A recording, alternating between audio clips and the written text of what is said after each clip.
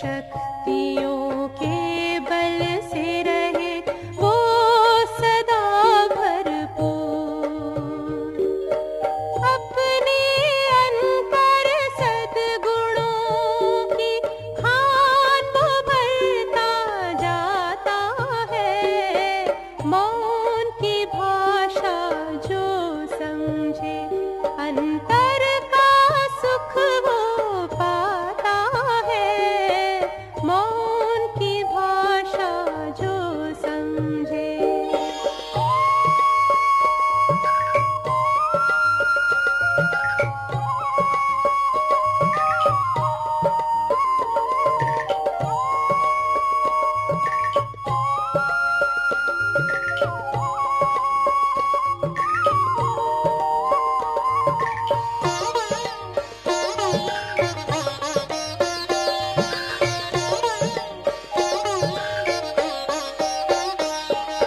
जुट जाते हैं सहज ही शिव से मन के सब ही तार हो।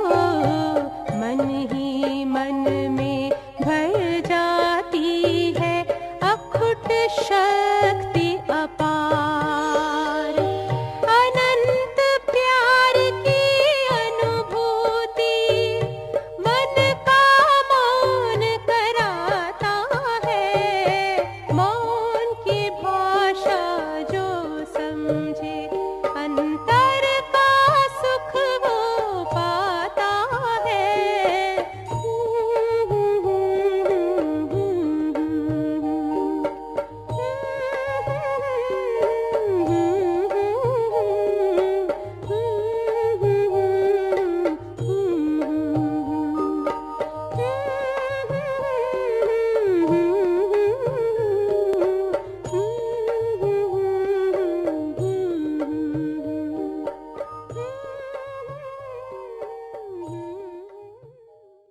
ओम शांति। आज हम सभी शनिवार का दिन है। सबने सुबह को बड़े प्यार से बाबा की मुरली सुनी। बाबा तो हमेशा अंतर्मुखता की स्टेज के लिए सुनाते हैं। वैसे भी हमारे बाबा ने जो मुख्य दैवी गुण हमको बताए हैं, उन दैवी गुणों में सबसे पहला दैवी गुण है अंतर्मुखता। जब तक अंतर्मुखता नहीं, तब तक हमारे जीवन में और कोई भी दैवी गुण नहीं आ सकता। तो चलिए, आज हमारा विषय है धारणा का, क्लास का विषय है मौन की विधि और सिद्धि। और इसके अलावा हम सभी अभी कहाँ बैठे हुए हैं? PURC के ऑडिटोरियम में बैठे हुए हैं। सुन रहे हो?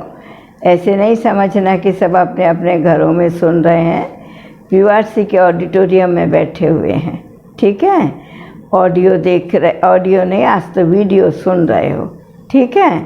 तो आपको बाबा कितनी प्राप्तियां कराता है, वो आप प्राप्तियों की लिस्ट देखते जाओ। अभी तक क्या क्या देखते थे, क्या क्या सुनते थे, क्या क्या औरों को सुनाते थे।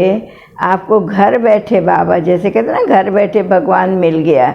मीरा ने राणा को छोड़ा, राजाई छोड़ी, महल छोड़े। राजा गोपीचंद ने घर को छोड़ा, महलों को छोड़ा। गौतम ने सारी अपनी राजाई छोड़ी।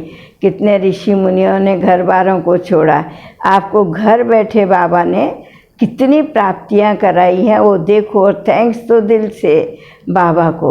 तो जो बाबा आज इतने महामारी के समय में भी आपको इतनी प्राप्तियां करा रहे हैं, तो आप ना सोचो कैसे आपको पलकों पर बिठा करके बाबा लेकर के जाएगा लास्ट के समय में। इसको लास्ट नहीं समझ लेना है। ये पुरुषार्थ के लिए एक दृश्य बाबा ने दिखाया है। ये एक रिहर्सल है। और ऐसा नहीं कि रिहर्सल समझ करके सो जाओ, आराम करो, अभी तो बहुत टाइम पड़ा है विनाश के लिए, ऐसे भी नहीं। लेकिन जब जब कुछ ऐसी बात होती है पुरुषार्थ की, मुझे बाबा के वो महावाक्य कभी भूलते नहीं हैं। बाबा हमेशा कहते थे, बच्चे अब आपका समय आपके लिए नहीं रहा, क्योंकि कोर्स कराने वाले बहुत तैयार हो गए। बहुत तैयार हो गए हैं, प्रदर्शनी समझाने वाले बहुत हो गए हैं, म्यूज़ियम समझाने वाले बहुत हो गए हैं।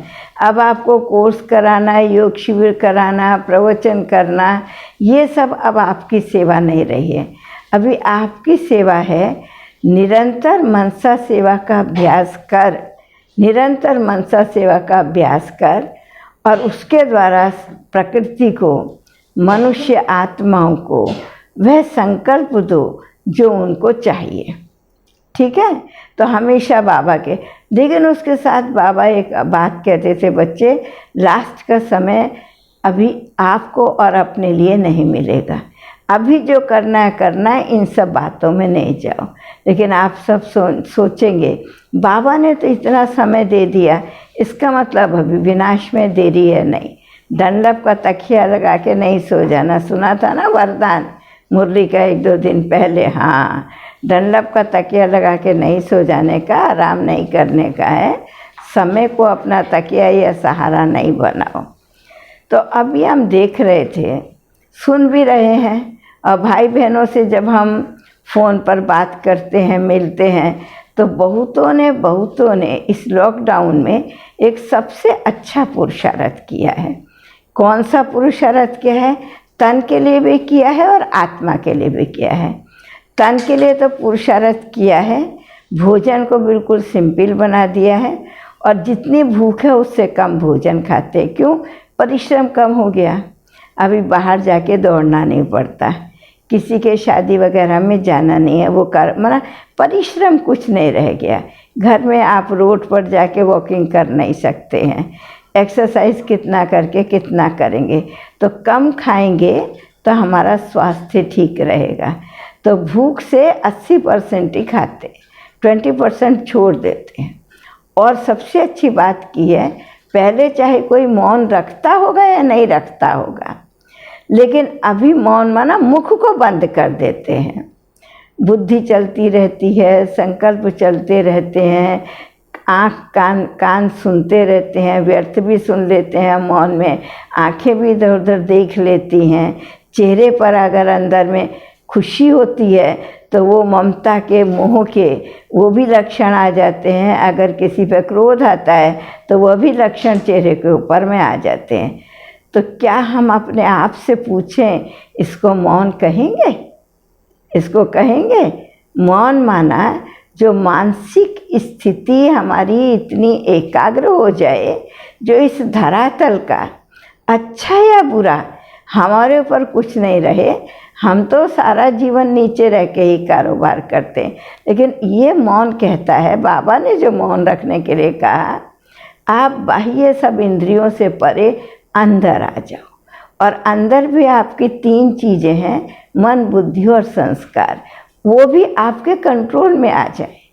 आप जो सोचना चाहो, जितना सोचना चाहो, उतना सोच सको। आप जो बोलना चाहो, जितना बोलना चाहो, उतना बोल सको। जैसे आज आपने बोला, आज आप बाबा ने सुनाया, समर्थ बोल के ऊपर सुनाया। तो समर्थ बोल किसकी निशानी है? आत्माभिमानी की निशानी है समर्थ बोल। तो जो कुछ भी है, बाबा हमसे क्या चाहता है, जो दुनिया में नहीं होता वो हम करेंगे। तो अभी हम यह जानना चाहेंगे, मौन का बाबा के पास इतना क्यों महत्व है, और मौन का भक्ति मार्ग में भी बहुत महत्व था। अभी तो जब द्वापर के कुछ समय के बाद धर्म और राज्य 2 चीज़ अलग अलग हो गए। पहले सतयुग त्रेता में धर्म और राज्य दोनों सत्ताएं एक के ही हाथ में थी, अर्थात राजा के हाथ में ही थी। क्यों? क्योंकि वह राज्य शिव बाबा की श्रीमत पर स्थापन हुआ है। तो जो शिव बाबा की श्रीमत पर स्थापन हुआ है, उसको और कौन राय देने वाला बनेगा? श्रीमत से ऊंचा तो कुछ नहीं हो सकता। लेकिन आत्माभिमानी स्थिति के कारण से सर्व इंद्रियां अपने कंट्रोल में थी। इंद्रिय सुख होते हुए भी इंद्रियों का आकर्षण नहीं था, इंद्रियों के अधीन नहीं थे। रूप की सुंदरता थी, लेकिन रूप का अभिमान नहीं था, कि रूप का दुष्प्रयोग भी नहीं था। अखुट खजाना, अखुट धन होते हुए भी उस धन का अहंकार नहीं था कि उसके भोग लिप्सा के अंदर में फंसे हुए नहीं थे। ये सब यूज़ करते करते हर चीज़ नियम प्रमाण धीरे को आती है। लेकिन जब हम द्वापर में आ गए तो भी राजाएं स्वयं ही जो निष्ठा करते थे, जो भक्ति करते थे, उस भक्ति में भी मौन का बहुत अधिक, इतने सारे मंत्र उच्चारण होते थे सोमनाथ मंदिर के अंदर में, लेकिन राजा लास्ट का जो मूल मंत्र है, शिव का जो मूल मंत्र है, उतना ही उच्चारण करता था। बाकी उन मंत्रों को उच्चारण करने के लिए उन्होंने बहुत सारे पुजारी रखे हुए थे। क्यों, तब तो और किसी चीज़ का अभाव नहीं था, तो खूब भक्ति करने वाले भी मिलते थे, मंत्र उच्चारण करने वाले भी मिलते थे। लेकिन राजा एक ही मूल मंत्र का उच्चारण करता था जिसमें सारी भक्ति का सार आ जाता था, या सारे सोमनाथ मंदिर का महत्व कि शिव का महत्व सारा आ जाता था। कारण क्या है, राजा भक्ति के समय पर वैसे भी कोई भी कार्य करता था, द्वापर युग से भी जो सोचता था उसको भी शुरू में किसी के राय की ज़रूरत नहीं थी। तब उस राज्य में विक्रमादित्य के समय में 7 गद्दी तक कोई राजगुरु नहीं होता था। आपको ये सुनकर क्या आश्चर्य होगा, राजा ही राजगुरु होता था और राजा ही राज्यकर्ता होता था। अर्थात उसको किसी भी चीज़ का निर्णय करने के लिए, किसी भी भूल को रियलाइज़ कराने के लिए, या किसी भी भूल की झूठ को सत्य निकालने के लिए किसी और दूसरे की ज़रूरत नहीं थी। राजा की ही स्मृति शक्ति इतनी अच्छी थी, वो क्या करता था, जिस समय दो के बीच में एक सच्चाई निकालनी है, दोनों एक ही बात कर रहे हैं, समझो कोई वस्तु है, कोई व्यक्ति है, कोई बात है, वो कहेगा मेरा है, मैंने किया है, वो कहेगा मेरा है, मैंने किया है। अब दोनों ही, तब तो जेलें नहीं थी, तब तो पुलिस नहीं थे, तब तो केस नहीं होते थे, वकील नहीं थी, कोर्ट नहीं थी, कुछ भी नहीं था। राजा अपने में समर्थ होता था। वो कौन सी शक्ति थी? वो राजा के पास मौन की शक्ति थी। उस समय राजा वाद विवाद नहीं करते थे। चाहे विक्रमादित्य की फर्स्ट गद्दी देखो, चाहे सेकंड देखो, अगर आपने इतिहास पढ़ा है तो इतिहास हमारा साक्षी है इस चीज़ के लिए। तब वाद विवाद नहीं होता था, तो कैसे निर्णय होता था, कैसे पता चलता था? तब राजा अपनी बुद्धि को एकाग्र करके, मन को एकाग्र करके, खुली ही आँखों से सामने से अपने इष्ट का अर्थात सोमनाथ का दर्शन सामने से करते हुए उस पर ही अपनी बुद्धि को टिका करके, एकाग्रता को ला करके, साइलेंस में अर्थात शांति में जा करके, वह जो उसके पास निर्णय होता था, वह निर्णय जब वो प्रजा को सुनाता था, वो सबको मान्य होता था और सचमुच वो राइट भी होता था। जो झूठ होता था वो झूठ निकल आता था, जो सत्य होता था वो सत्य प्रत्यक्ष हो जाता था।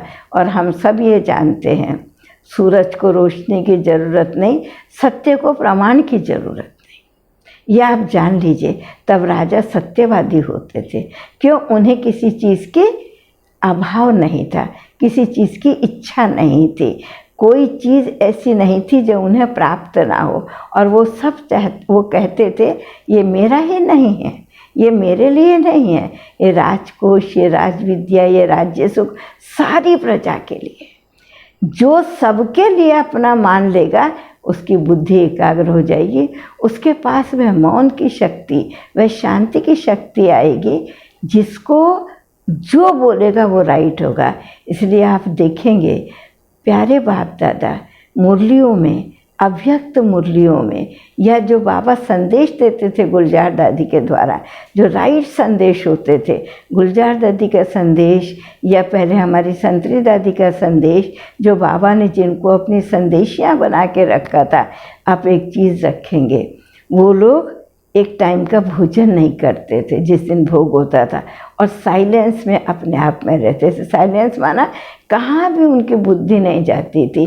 तो बाबा भी बार बार एक ही बात यही कहते थे, आप जितना आत्माभिमानी होंगे तो आत्माभिमानी को अलग से मौन रखने की ज़रूरत नहीं पड़ेगा, वो इंद्रियों से अलग हो जाएगा आत्मा में, और वो अंदर को देखना शुरू हो जाएगा कि मुझ आत्मा के अंदर क्या क्या भरा हुआ है और मुझे क्या भरना है, क्या निकालना है और उसकी जगह मुझे क्या लाना है।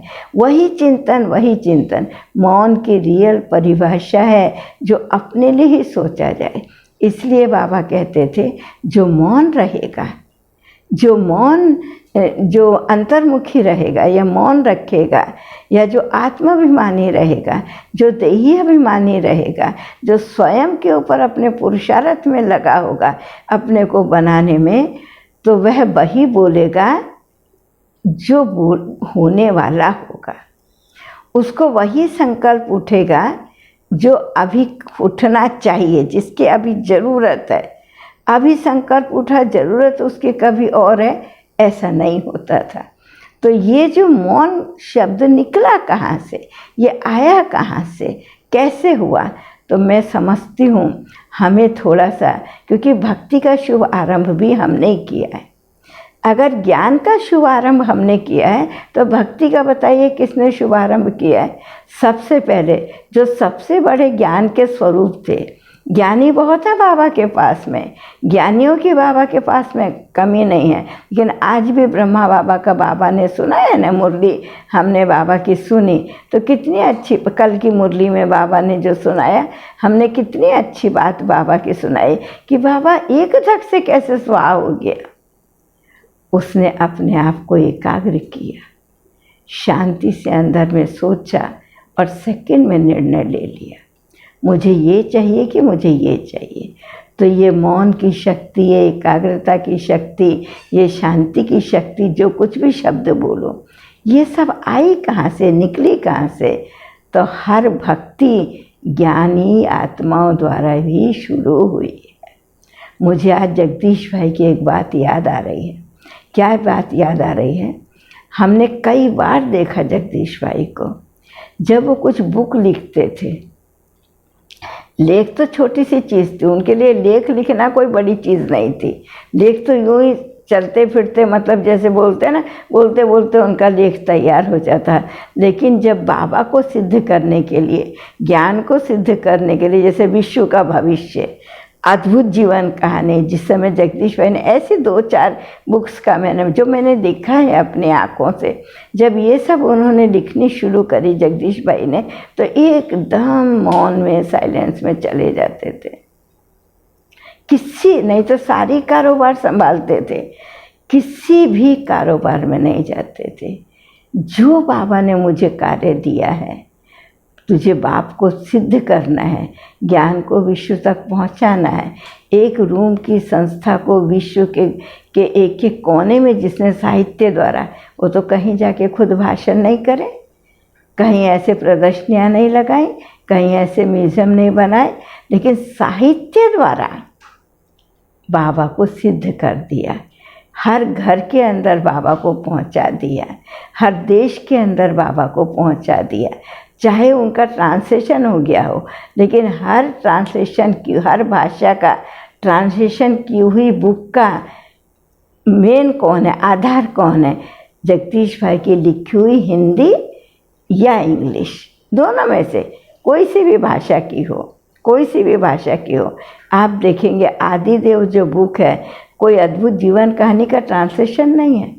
आप ये भी, और जितना भी साहित्य बनता है सब ट्रांसलेशन होता है, लेकिन अद्भुत जीवन कहानी और आदिदेव दोनों जगदीश भाई के चिंतन से, एकाग्रता से तैयार हुए। तो मौन में वह शक्ति है जो आप सत्यता को ला देते हो। ये मौन की सिद्धि है। और इसकी विधि क्या है, तो मुझे थोड़ा सा आज भक्ति मार्ग के मौन के आपको 2-4 एग्जाम्पल देती हूँ। आज गुरु लोग जितने प्रवचन करते हैं उतने प्रवचन नहीं करे जाते थे पहले। गुरु लोग तो जंगलों में रहते थे ना, सन्यासी तो जंगलों में रहते थे। लोग बहुत दूर रह करके जब कुछ लेना चाहते थे तो वो कहीं और होते थे, लेकिन मन के अंदर में उनको इमर्ज करते थे। वो मौन में रहते थे, मौन में रह करके कोई चीज़ जैसे उनको ऊपर से मिल रही हो। इसलिए वेदों को क्या कहते हैं? वेद किसी मनुष्य की रचना नहीं है, ना वो लिखे गए हैं ना वो बोले गए हैं, माना उपदेश के द्रव्य हैं, लेकिन वेद संकल्पों की वह ऋचाएँ हैं।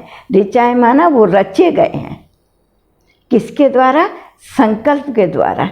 किसी के मन में सबसे पहले वेदों का जब संकल्प, वेद शब्द तो बाद में निकला, जब वेदों का संकल्प आया, वो तो शब्द मैं आज बोल रही हूँ क्योंकि उसको दूसरी भाषा को बोलने में एक्सप्लेन भी बहुत करना पड़ेगा, आपको समझने में भी बहुत देर लगेगी।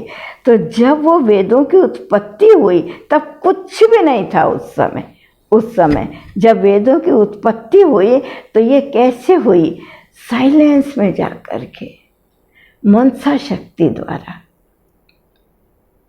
एकाग्रता द्वारा, जो कुछ उन्होंने मन में संचय किया, लेकिन उनके सामने सुनाने वाला कोई नहीं था।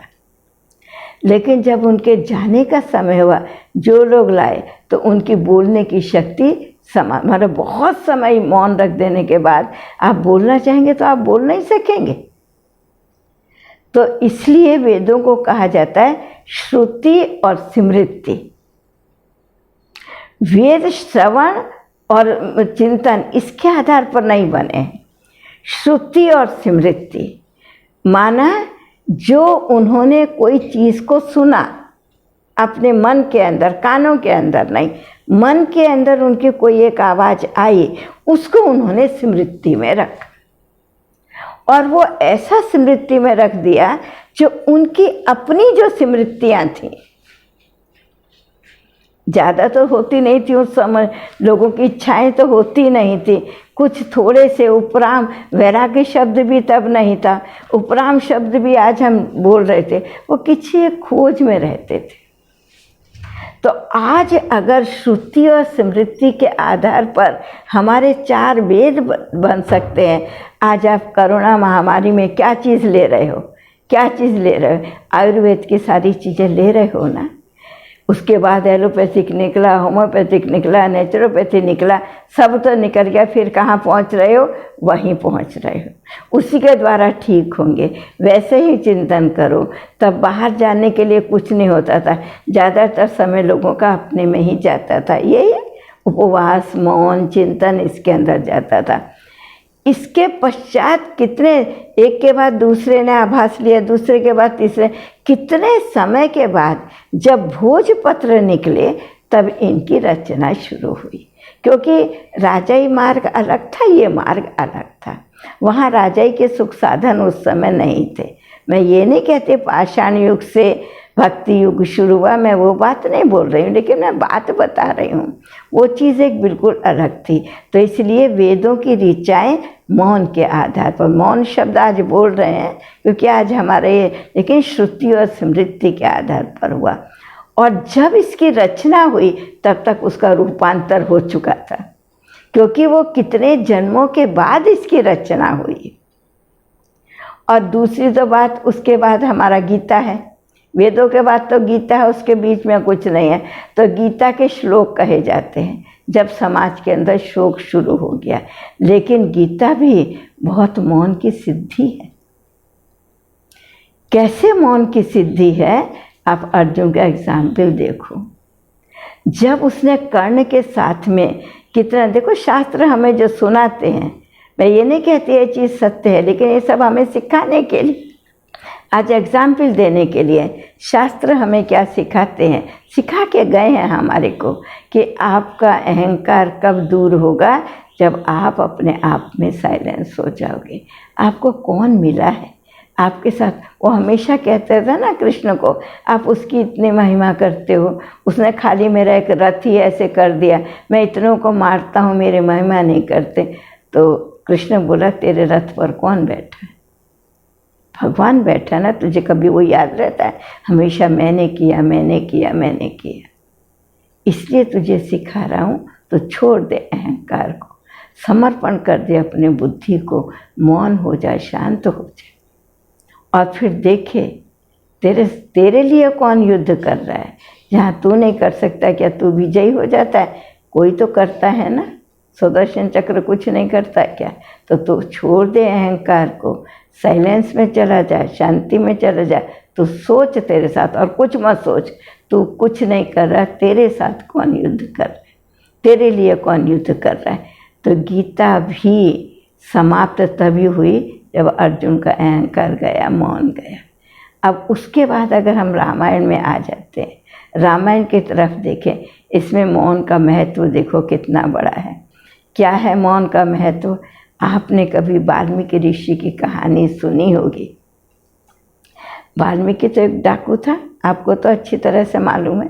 वो जो कहानी दिखाते हैं, जब उसको ये पता चला कि मेरे पाप का भागी कोई नहीं है, मेरा धन ये यूज़ कर लेंगे, वो मौन में चला गया, साइलेंस में चला गया, और एकदम सोचने लगा, मैं क्या सोच के आज संसार में पाप कर रहा था, किसके लिए धन कमा रहा था, कोई मेरा साथी नहीं है, मेरे कर्म का मैं ही साथी हूँ। देखो उस दिन से वो वाल्मीकि ऋषि बन गया, मुनि बन गया, जिसने सीता को पाला और एक रामायण लिख दी।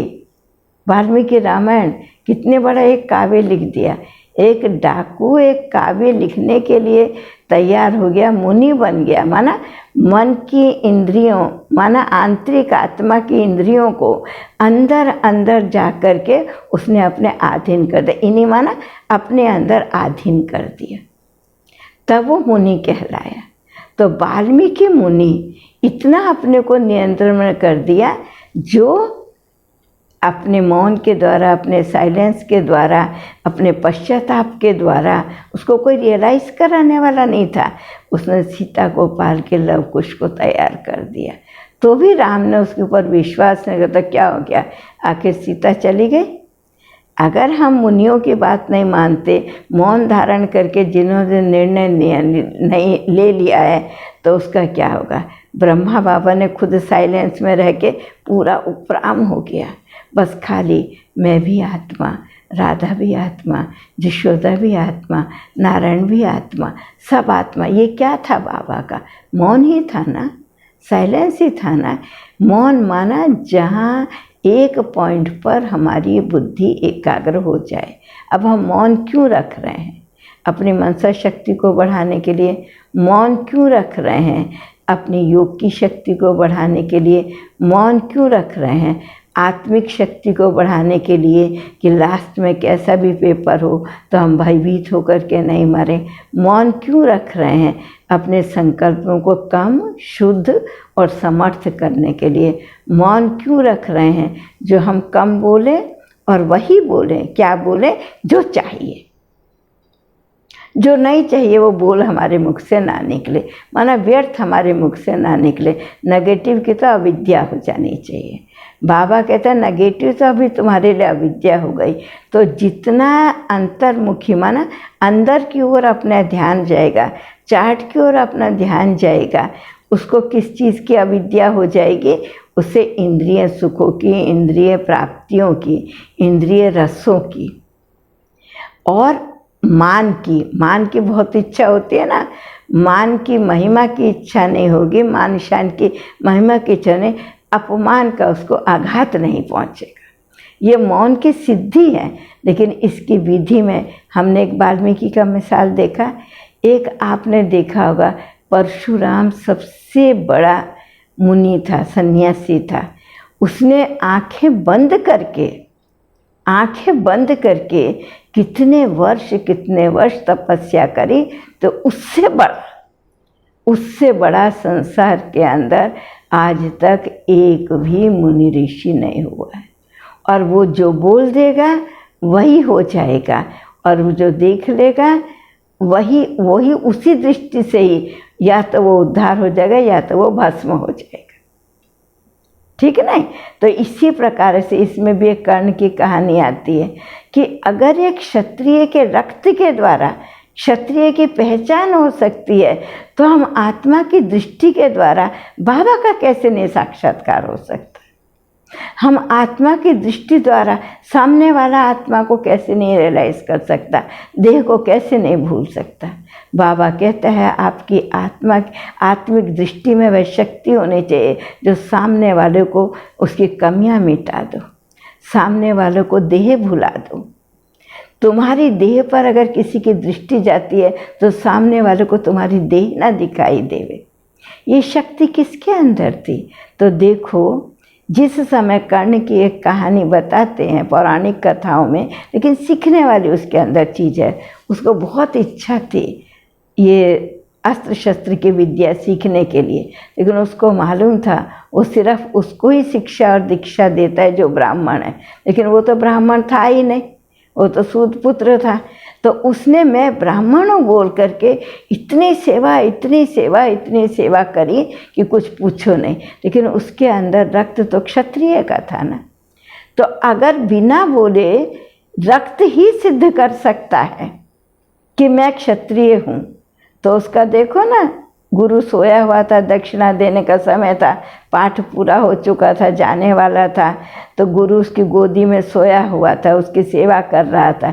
एक भंवरा आया, उसको काट के चला गया। भंवरे का पेन बिना क्षत्रिय के और कोई नहीं सह सकता, और रक्त कोई देख नहीं सकता सिवाय क्षत्रिय के। अपने देह का बहता हुआ रक्त और कोई नहीं देख सकता है। क्षत्रिय रक्त से कभी नहीं घबराता है, ये याद रखो।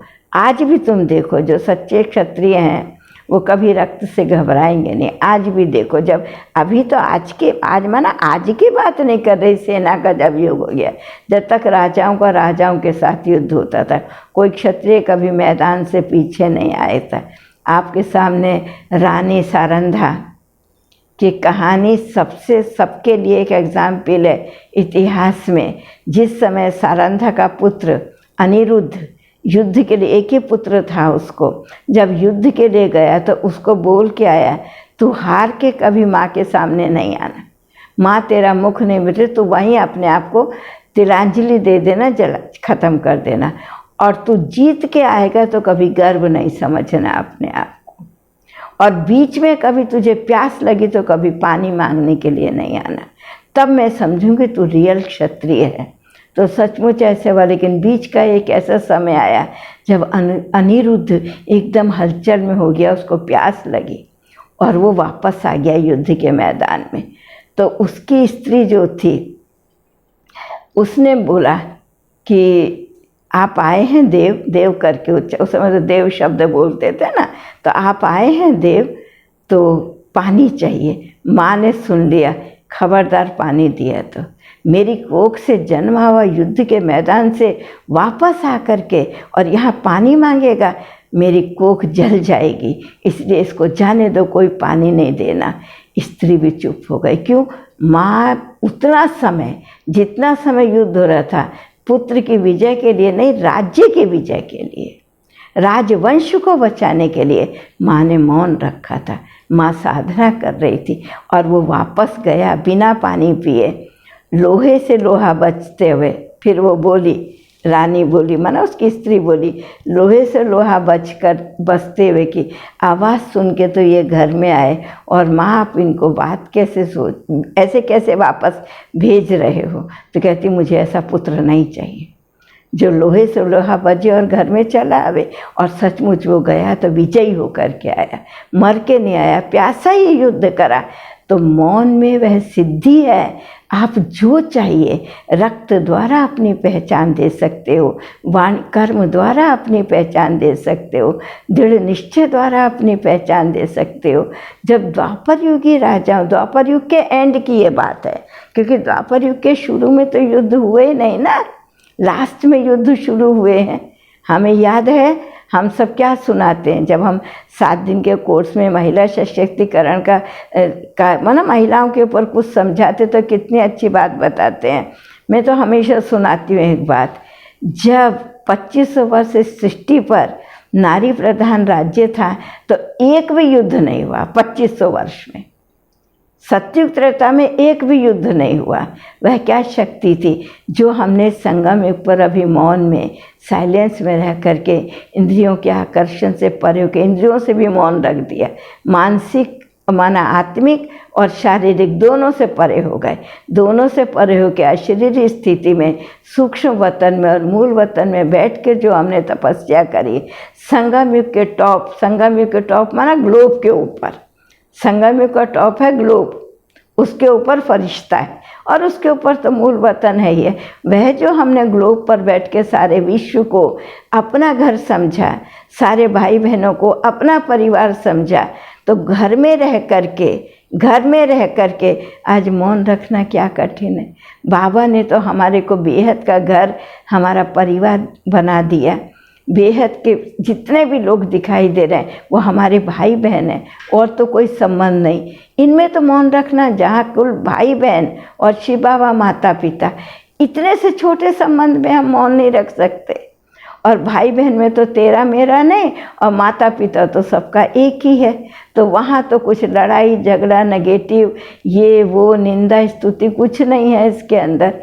तो आप देखिए, जब परशुराम ने देखा ये चीज़ कि ये क्षत्रिय के रक्त के अलावा कोई नहीं हो सकता, और गरम भी लगा, और तो पूछा तू सच बता दे तू कौन है। तो उसे तो मालूम नहीं था कि मैं क्षत्रिय हूँ। उसने कहा मैं सच बताऊँ, मैं सूत पुत्र हूँ, मुझे तो मालूम नहीं मैं कौन हूँ, लेकिन मेरी बहुत इच्छा थी अस्त्र विद्या में सिद्ध होने की, तो इसलिए मैंने आपके पास झूठ बोला।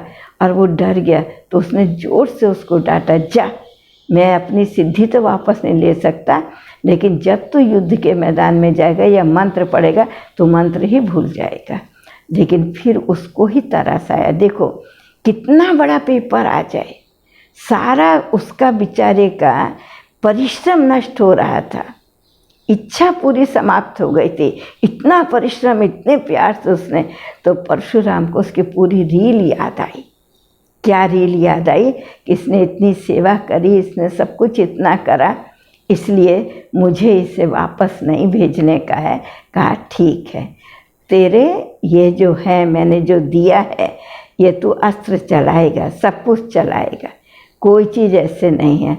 तेरा कुंडल कवच भी तेरे पास रहेगा, वो भी मुझे दक्षिणा में नहीं चाहिए, वो तेरे ही काम में आएगा। लेकिन याद रखना कि जब तक तेरे हाथ में ये तीर कमान है, एक धनुष है ये, तब तक तुझे कोई भी हरा नहीं सकेगा। जिस दिन तेरे हाथ से इस धनुष को कोई गिरा देगा, उस दिन तेरा, क्यों, मैं अपना पूरा श्राप वापस नहीं ले सकता, उतना तो तू रहेगा। तो तू ध्यान रखना, तू किसी से भयभीत नहीं होना, और तू इसको गिरने नहीं देना। आज बाबा क्या कहते हैं, कितनी भी बड़ी माया विकराल रूप में तुम्हारे सामने आ जाए, तुम बाबा पर कभी संशय नहीं लाओ, अपनी स्थिति से कभी नीचे नहीं आओ। तुम क्यों सोचते हो मेरे साथ ही बाबा ऐसे करता है, मेरे को ही बाबा नहीं देखता? तुम समझते नहीं, बाबा ने इससे अच्छा कुछ आपके लिए सोच के रखा होगा। मत सोचो जो जिसको आज आप अच्छा समझ रहे हो वही अच्छा है। बाबा के और उन बाबा की विचार और आपके लिए और अच्छे, बाबा ने इससे बहुत अच्छा सोच के रखा होगा। बाबा इतने तक आपको रखना नहीं चाहता। तो आज तक हमारी यादगार में राजवंश भक्ति के आधार पर सिद्धि प्राप्त करते थे। एक की भक्ति, व्यभिचारी भक्ति नहीं, अभिविचारी भक्ति। तो हम एक अभिविचारी बाबा को पाए हैं। सारे संबंध जोड़ करके हम उससे बातचीत नहीं कर सकते। हमें देहधारियों से बातचीत करना बहुत ज़रूरी है, उनसे ही अपने दिल को हल्का करना ज़रूरी है। हम बाबा के पास अपने दिल को हल्का नहीं कर सकते। हम बाबा के पास बैठ कर के अपने दिल का मनोरंजन नहीं कर सकते। हम बाबा के पास बैठ कर के सारी जो भी कुछ हम प्राप्तियां चाहते हैं वर्तमान के और भविष्य की, आप कहेंगे बाबा तो वर्तमान की कोई प्राप्ति नहीं कराता, कराता है। लेकिन आप सदा याद रखना, आज भी, कल की भी मुरली में बाबा ने एक बहुत अच्छी बात बोली। कितनी अच्छी बात बोली, जो आपकी शुद्ध कामनाएं हैं वो मैं सब पूरा करता हूँ, लेकिन जिस कामना में जरा भी स्वार्थ होगा, जरा भी अहंकार होगा, जरा भी बदला लेने की, मतलब कुछ भी जरा 1% भी होगा। वैसे तो 24 कैरेट सोना से कभी अलंकार नहीं बनता है, मालूम है आपको। 22 कैरेट बनाना ही पड़ेगा, 2% रामी उसके अंदर डालना ही पड़ेगा। लेकिन बाबा तो हमें 24 कैरेट बना करके लेके जाएगा। वही हम रियल ऑर्नामेंट तो शरीर हमारा वहाँ हमको मिलेगा, लेकिन वही हम रियल गोल्ड होंगे कि जैसे भी हम उसको मोल्ड कर सके, लेकिन कभी गिरावट की तरफ नहीं, कभी उन्नति की तरफ। तो आज बाबा ने, मुझे याद आता है हम बहुत छोटे थे तो एक सन्यासी जी आते थे। सबसे पहले जब रामलीला शुरू होती थी तो रामलीला से पहले एक सन्यासी आके प्रवचन करते थे। तो एक बहुत अच्छी बात करते थे कि हमने तो घर बार छोड़ दिया, घर बार छोड़ के सन्यास करना कोई बड़ी बात नहीं। आज हमें आपके पास, सच्चा चार्ट बताता था, आपके पास आना पड़ता है, वहाँ बैठ के भी परिवार याद आता है। लेकिन आप हमसे बड़े सन्यासी हो, आप हमसे बड़े त्यागी हो, आप हमसे बड़े तपस्वी हो। तो हम तो बहुत छोटे छोटे थे, हमें तो कुछ समझ में नहीं आता था। लेकिन जो बड़े बैठे रहते थे वो सोचते थे यह हमारी महिमा इतनी क्यों कर रहे हैं। तो आज मुझे वो शब्द कभी याद आते हैं तो बाबा के महावाक्य याद आते हैं कि घर बार छोड़ करके सन्यास करना बहुत आसान है। घर बार को छोड़ना बहुत आसान है, लेकिन घर बार में रह करके उपराम हो जाना वो बहुत कठिन है। लेकिन जो चीज़ भक्ति में कठिन हुई वह चीज़ ज्ञान में सरल हो गई। जैसे सबसे बड़ा पुण्य भक्ति का कौन सा है? कन्यादान। सबसे बड़ा पाप संगम का कौन सा है? कन्यादान। पवित्र कन्या को अपवित्र बनाना। तो जहाँ भक्ति का अंत होता है, जब भक्ति अपनी चरम सीमा पर चली जाती है, वहाँ भक्ति का अंत होता है। मौन से भक्ति शुरू होती है, वाचा पर भक्ति समाप्त हो जाती है। तो वाचा ही उसके अंत का कारण है, क्योंकि वाचा में इच्छाएं आ जाती हैं, वाचा में अहंकार आ जाता है, वाचा के अंदर में मिलावट आ जाती है, प्रभु प्रेम की मिलावट आ जाती है प्रभु प्रेम में। मौन में वह शक्ति है जो हमारी थोड़ी से थोड़ी, जितना हम अंदर में जाते हैं, जितना डीप अपना चार्ट रखते जाते हैं, हमारा क्या है, अंदर ही अंदर हम अपने को देख के उसको मिटाते चले जाते हैं।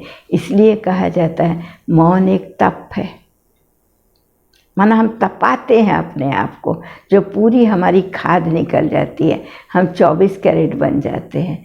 हमें यहाँ अलंकार बनाने की ज़रूरत नहीं। अलंकार हमारा सत्युग होगा जहाँ देह हमें कंचन काया मिलेंगी, कमल नयन मिलेंगे, कमल मुख मिलेगा, कमल चरण मिलेंगे, कमल हस्त मिलेंगे, जबकि वहाँ कीचड़ नहीं होगा। लेकिन ब्राह्मणों के चरणों की अंगों की महिमा कमल से नहीं है। कमल से किसकी महिमा है? देवताओं की महिमा, अर्थात वो हमारी कमल की संपूर्ण स्टेज है। ये क्या है? ये मौन एक तप है। हम जब तक मौन नहीं रखेंगे, मन का मौन नहीं रखेंगे, हमारी इंद्रियों की चंचलता समाप्त नहीं हो सकती। हम खाली मुख का मौन रखेंगे तो भी हमारी आत्मा का शुद्धिकरण नहीं हो सकता। हृदय इच्छाओं से भरपूर रहेगा, ये बात आप सदा याद रखना। तो मौन एक तप है, मौन एक तपस्या है। तपस्या का क्या मतलब है? तप करो लेकिन सब इच्छा, माना सब समस्याओं से परे हो। समस्या में इच्छा भी आ जाता है, और समस्या में जो किया है, त्याग किया है, दान किया है, पुण्य किया है, जो कुछ भी किया है, उसकी स्मृति भी आ जाती है। अगर ये सब स्मृति है तो भी तपस्या, मैंने इतना किया, मैंने इतना दिया, तो भी है। तो ये मौन हमारी क्या करता है? तपस्या पूरी करता है, इच्छा प्राप्ति की इच्छा को ख़त्म करता है, और अपने को सिद्ध करने की, अपने को प्रत्यक्ष करने की इच्छा को समाप्त करता है। ये घर गृहस्थ में ही रह सकता है, जहाँ खाने के लिए रोटी नहीं, देखने के लिए परिवार नहीं, भोगने के लिए धन नहीं, महल नहीं, वहाँ हमने जाकर के जंगल में संन्यास किया, मौन किया, तो क्या बड़ी बात हुई। आज मुझे खाने को रोटी नहीं, मैं कहूँगी मेरा उपवास है। रोटी क्या, सब 36 प्रकार के व्यंजनों से भरा हुआ घर हो और उसमें मैं उपवास रखूं तो उपवास है ना। ठीक इसी प्रकार से आज बाबा ने जो बताया है हमें बेहद का मौन, रियल मौन, कि बच्चे वाणी का मौन ही मौन नहीं है, संकल्पों का मौन मौन है। संकल्पों की दिशा कहाँ चली जाएगी? श्रेष्ठता की तरफ चली जाएगी, कल्याण की तरफ चली जाएगी। तो उसका मतलब क्या होगा? हमारे संकल्प कम हो जाएंगे, और जितने संकल्प कम हो जाएंगे उतने हमारे संकल्पों में शक्ति आती जाएगी। अधिक चीज़ कमज़ोर हो जाती है, कम चीज़ शक्तिशाली होती है नहीं? आप देखो प्रैक्टिकल में हर चीज़ का ऐसा ही हिसाब है। तो मौन एक तप है जो हम घर गृहस्थ में रह कर के बाबा कर, क्यों भले ही हम लोगों ने, आप कहेंगे ना बहन जी आपने तो छोड़ दिया, सो क्या हो गया? हमने एक माता पिता को छोड़ा ना, 2 भाई बहनों को छोड़ा ना, हमें बेहद का माता पिता मिला, और उसने इतना बड़ा परिवार सन्यास के नाम पर हमको बेहद का सन्यासी बना के, आपके घर में 2 लोगों के लिए खाने का राशन होगा, 2 लोगों के लिए बनाने के बर्तन होंगे, 4 लोगों के लिए यूज़ करने वाली चीज़ होगी। कभी कोई आया सेंटर में तो देखो 2 बहनें होंगी, 100 लोगों का ब्रह्मा भोजन का सामान होगा, बर्तन भी होंगे, सब कुछ होगा, उसको सारे दिन संभालो। लेकिन हमारी बुद्धि में कभी वो बर्तन और राशन नहीं जाता। हमें याद है वो बाबा का और बाबा की सेवा के लिए है। मेरे पास इतना है तो मैं ही खा लूँ, मैं ही भोग लूँ, मैं ही सुख उठा लूँ, कभी नहीं। वो सदा याद रहता है बाबा का और बाबा की सेवा के लिए। तो मौन एक तप है। आज भक्ति भी मौन के आधार पर ही सिद्ध हुई है, लेकिन धीरे धीरे जब उसमें अहंकार आने लगा, मैंने किया, ठीक इसी प्रकार से अब ये टाइम मिला है रियल मौन करने के लिए। मौन एक तप है, मौन एक तपस्या है, मौन एक त्याग है, और मौन एक वह शक्ति है, आप जो सोचोगे वो हो जाएगा, आप जो बोलोगे वही होगा, और आप जो चाहोगे वही होगा। आपकी इच्छा के बिना बाबा भी नहीं कुछ कर सकता। आपने बड़ी दादी का एग्जाम्पल देखा, आपने दादी जानकी का एग्जाम्पल देखा, ठीक है। और मैं एक लाइन में रिपीट करती हूँ, जब बाबा के पास भेजते थे संदेशी को कि बाबा दादी के बारे में बोल कर के आओ, तो बाबा ने कहा इस बच्ची ने कभी मेरी आज्ञा को नहीं काटा, जो मैंने बोला वो इसने किया। आज ये नहीं चाहती इस देह को छोड़ना, मैं कैसे इसको लेके चला जाऊं। तो बाबा ने युक्ति करी, दादी को देह से उपराम करा। वो कहानी आपने सुनी। तो ये किस चीज़ की शक्ति थी? ये मौन की शक्ति थी। दादी बोलती कम थी, सोचती ज़्यादा थी, और वही सोचती थी जो होने वाला होना था, या जो होना चाहिए था। जो बाबा कुछ और चाहता है, हम कुछ और करते। आपने जानकी दादी को क्या देखा? जब जानकी दादी ने बाबा से पूछा कि बाबा मुझे क्यों रखा हुआ इस शरीर में, मैं तो कुछ और सेवा करती नहीं, सब तो ये करते वो करते। तो बाबा ने कितनी अच्छी बात दादी जानकी को बोला, तुझे जो करना है अभी बाकी है, उसको पूरा कर। और सचमुच जब विदेश की दादी से विश्व की दादी बन गई, देखो बाबा लेके चला गया। पहले सब विदेश की दादी कहते थे, दादी अभी 2-3 साल के अंदर, कोई 4-5 साल के अंदर नहीं, 2-3 साल के अंदर भारत के छोटे से छोटे गांव के अंदर जो सेंटर है, वहाँ भी दादी जा कर के जंगल में मंगल करके चली आई। बड़े बड़े सेंटरों की तो बात छोड़ो, बड़े सेंटर क्या चीज़ है। अब बहरमपुर कौन सी बड़ी चीज़ है, कैसा जंगल में मंगल करके चली गई, सभी के दिलों पर राज्य करने लगी। तो बाबा ने दादी को तब लिया जब दादी विदेश की दादी से विश्व की दादी बन गई। देश में देश की दादी भी नहीं थी, लेकिन विदेश में जाके पहले विदेश की दादी बनी, और फिर विश्व में आकर के, माना जब भारत ये हमारी प्रजापिता ब्रह्मा कुमारी ईश्वरीय विश्वविद्यालय की मुख्य प्रशासिका बनी। प्रशासिका का कभी सीट नहीं लिया, प्रशासिका का कभी अभिमान नहीं हुआ, कभी उसका सुख उठाना नहीं चाहा, कभी उसके मैंपन में नहीं आया, लेकिन कार्य प्रशासिका का सारा कर दिया, विश्व की दादी बन गई। बाबा देखो 104 साल में 5 में शुरू हुआ था, लेके चली गई। तो देखो मौन हमें बाबा हमसे क्या चाहता है वो जानने के लिए बाध्य कर देता है। तो मौन एक विधि है और सिद्धि के लिए सब सिद्धियों का मौन ही आधार है। लेकिन वह विधि हम कहीं अकेले में सब कुछ छोड़ के ये स्थान चेंज करके नहीं होगा।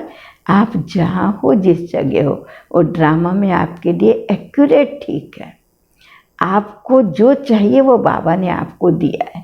आप बाबा से ज़्यादा बुद्धिशाली नहीं हो, ये समझ करके अपने पुरुषार्थ से अपनी कर्मातीत स्थिति को बनाओ और अपनी कर्मातीत स्थिति से तत्वों को पावन बनाओ, आत्माओं को शक्तिशाली बनाओ, साथियों को भी आगे ले चलो। अब हम चलें, बाबा हमें सब फल दे रहा है। ओम शांति।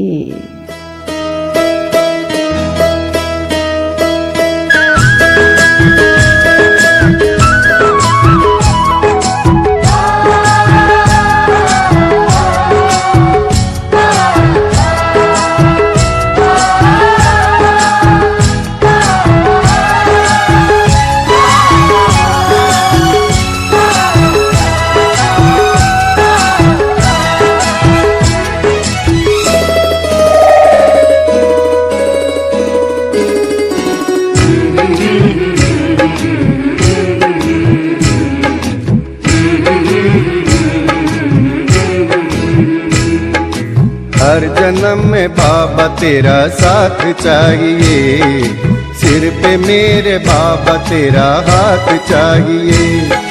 हर जन्म में बाबा तेरा साथ चाहिए, सिर पे मेरे बाबा तेरा हाथ चाहिए। सिलसिला ये टूटना नहीं चाहिए, मुझको मेरी भक्ति का इनाम चाहिए। हर जन्म में बाबा तेरा साथ चाहिए, सिर पे मेरे बाबा तेरा हाथ चाहिए।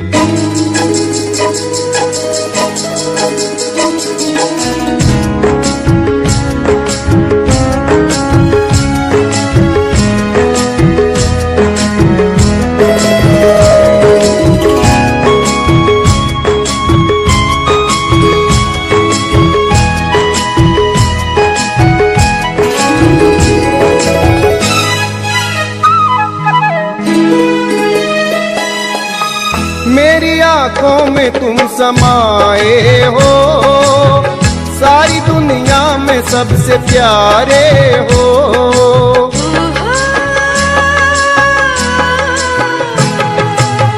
मेरी आंखों में तुम समाए हो, सारी दुनिया में सबसे प्यारे हो।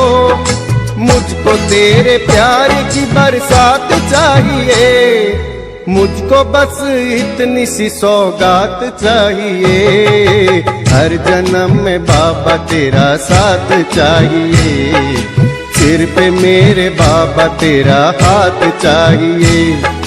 हर जन्म में बाबा तेरा साथ चाहिए, सिर पे मेरे बाबा तेरा हाथ चाहिए।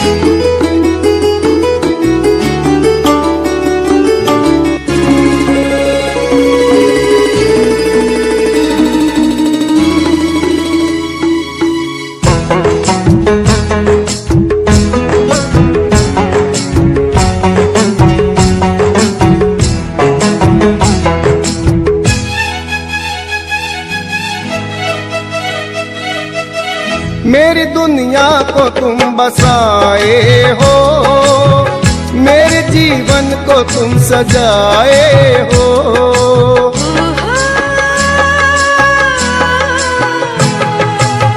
मेरी दुनिया को तुम बसाए हो, मेरे जीवन को तुम सजाए हो। नाम तेरा होठों पे दिन रात चाहिए, जिक्र हो तेरा ही ऐसी बात चाहिए। हर जन्म में बाबा तेरा साथ चाहिए, सिर पे मेरे बाबा तेरा हाथ चाहिए। हर जन्म में बाबा तेरा साथ चाहिए, सिर पे मेरे बाबा तेरा हाथ चाहिए।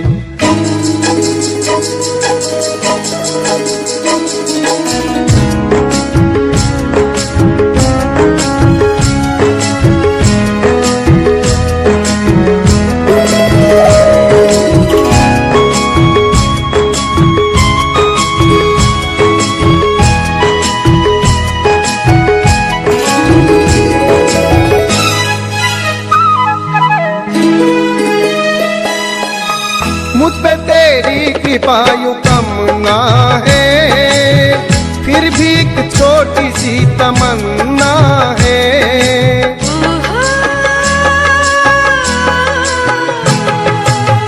मुझ पे तेरी कृपा यूं कम ना है, फिर भी एक छोटी सी तमन्ना है। जीते जी तुमसे मुलाकात चाहिए, हर कदम पे बाबा तेरा प्यार चाहिए। हर जन्म में बाबा तेरा साथ चाहिए, सिर पे मेरे बाबा तेरा हाथ चाहिए। हर जन्म में बाबा तेरा साथ चाहिए, सिर पे मेरे बाबा तेरा हाथ चाहिए। सिलसिला ये टूटना नहीं चाहिए, मुझको मेरी भक्ति का इनाम चाहिए। हर जन्म में बाबा तेरा साथ चाहिए, सिर पे मेरे बाबा तेरा हाथ चाहिए। हर जन्म में बाबा तेरा साथ चाहिए, सिर पे मेरे बाबा तेरा हाथ चाहिए। हर जन्म